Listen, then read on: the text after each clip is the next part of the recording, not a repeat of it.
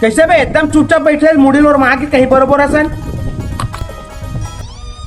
का करबे भाई, महू प्यार में धोखा खा गए यार।